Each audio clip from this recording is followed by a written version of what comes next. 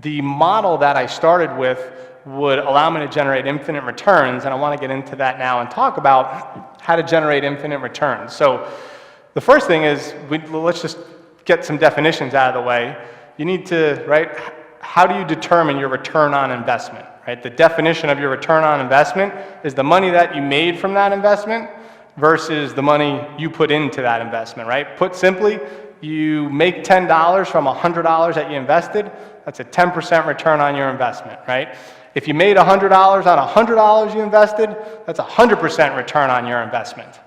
Pretty good, right? So how do you get an infinite return on your investment? Well, the only way to get an infinite return on your investment is that denominator there, the money you invested, it needs to be zero, right?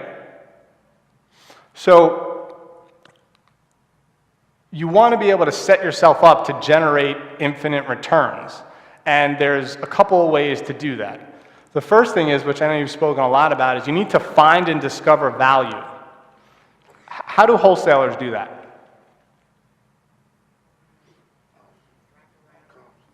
Yeah, well, that actually is exactly what a wholesaler does, distinct from creating value, right? A wholesaler goes out and discovers value because he's finding something that's worth 50, but he or she is tying it up for 20.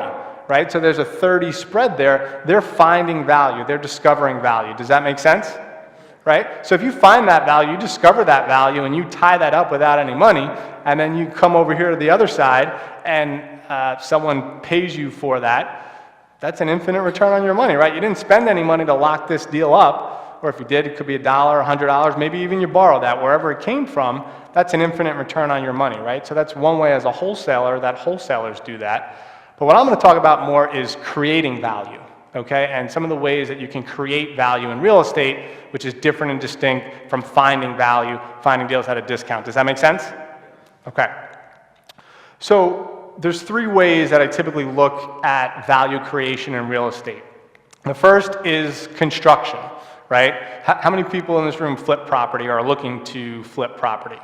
Okay, great, a handful of you, right? So that's one way that you create value is you take a building and you improve it and you actually improve the value of what that building's worth, right? So that's one way, pretty straightforward. Another way that you can create value is through operations of property management, okay? So put simply, at the end of the day, you're going to increase NOI, which is net operating income. And how you do that is you're either going to maximize the rents or increase the rents from wherever they are at, or you're going to reduce expenses, right? Because if you do one of those or both of those, you're going to end up with a higher net operating income and a higher profit margin. Does that make sense? Right? So you're increasing the value of that property. And the third way is through development. Right? And you're able to improve or create value through development by changing the use of the property. And I mentioned and showed you guys some of the images of the properties that I'm working on. We took this old cabinet making factory that's in a residential area that really doesn't have much value if it had to remain a cabinet making factory.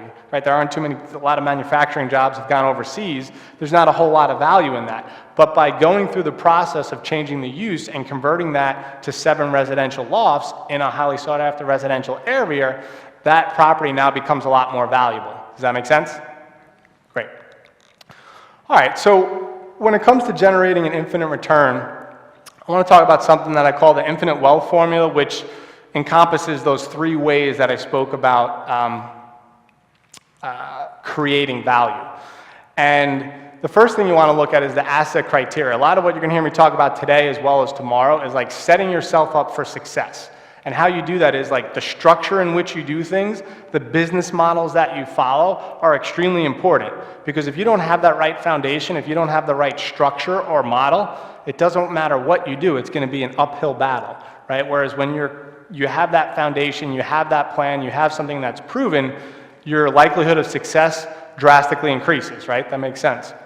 So the first thing in the asset criteria is the deal has to have equity, right? So going back to what we were just talking about, finding value or discovering value, essentially you're getting something at a discount. So when we look at deals, we need to have a minimum of 25% equity. So put simply, a property's worth $1 million, the most that I could pay for that or cost-wise need to be in for will be $750,000, right? That gives me that 25% spread there. Is everyone with me? Okay. The next thing is the property has to cash flow. So maybe not at the moment, obviously, if we're doing renovations to it, but once that property is done, that property needs to generate income every month. And for me personally, it just has to make at least $1,000 a month. Otherwise, I'm not interested in looking at it. For you, wherever you're at, that number could be something else, right? That's something that when I first started, it just had to be cash flow. Like I didn't have, the very first property I vacant houses. Who's going to beat that? Go through right now that I started on that $13,000 one. It's the same process and the same way I do things on the multi-million-dollar projects. It's all about the process. So it's got a cash flow. And then as long as it has these two things, I've got equity in there of at least 25%, it cash flows, I then know that I can go cash out. In other words, I can get my money back. And when I cash out, how much money do I have left in the deal then? None, right? So yes, so, well, good point, but we're going to walk through a deal right now and just kind of hash that out in a second. First, I'm just going to visually show you some photos. So that's the structure of any time I look at a deal, this is the first way I look at a deal. Then I'll get into cash-on-cash return, IRR, other things, but like this is my model when I'm buying and holding real estate.